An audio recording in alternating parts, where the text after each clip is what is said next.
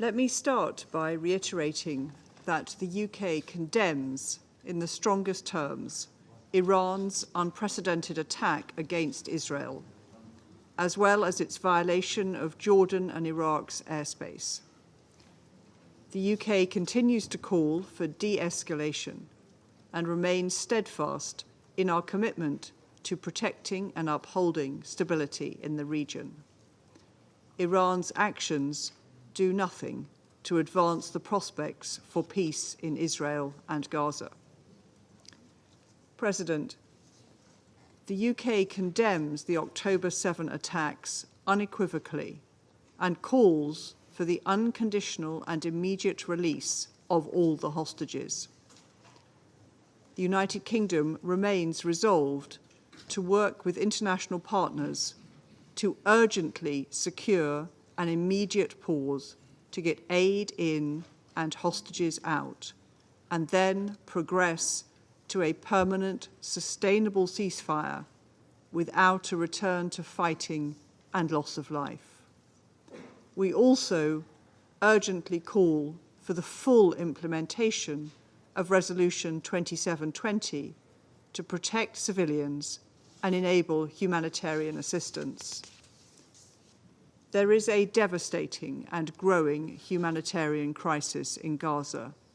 Gazans need more aid, and they need it now. We welcome Israel's commitments to fully open Ashdod port and the Erez checkpoint, and to increase capacity through the Jordan land corridor.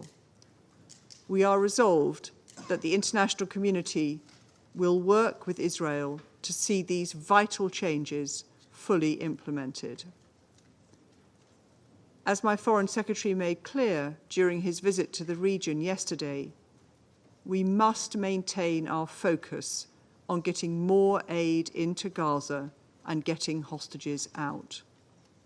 For our part, the UK has trebled our aid commitment this financial year.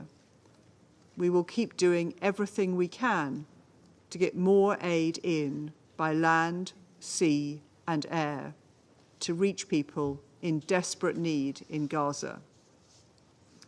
President, we support a two-state solution that guarantees security and stability for both the Israeli and Palestinian people.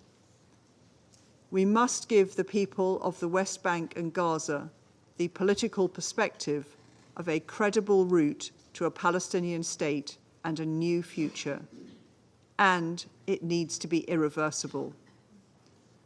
This is not entirely in our gift. However, Britain and our partners can help by confirming our commitment to a sovereign, viable Palestinian state. On recognition, this cannot come at the start of the process, but it does not have to be the very end of the process. Our long-standing position has been that we will recognize a Palestinian state at a time that is most conducive to the peace process. That pathway must start with fixing the immediate crisis in Gaza. President, we must focus collectively on the vital elements for a lasting peace. These include the release of all hostages, the formation of a new Palestinian government for the West Bank and Gaza, accompanied by an international support package, removing Hamas capacity to launch attacks against Israel, Hamas no longer being in charge of Gaza, and, as I have mentioned, a political horizon which provides a credible and irreversible pathway towards a two-state solution.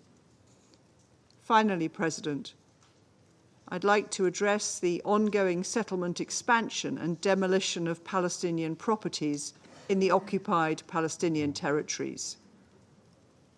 We are clear that settlements are illegal under international law and once again urge Israel to halt settlement expansion immediately. The UK remains committed to acting robustly to support peace and stability in the region. President, let me end by reiterating the UK's commitment to a two-state solution and turning this Council's words into actions. We must work together to make this vision for peace a reality. I thank you.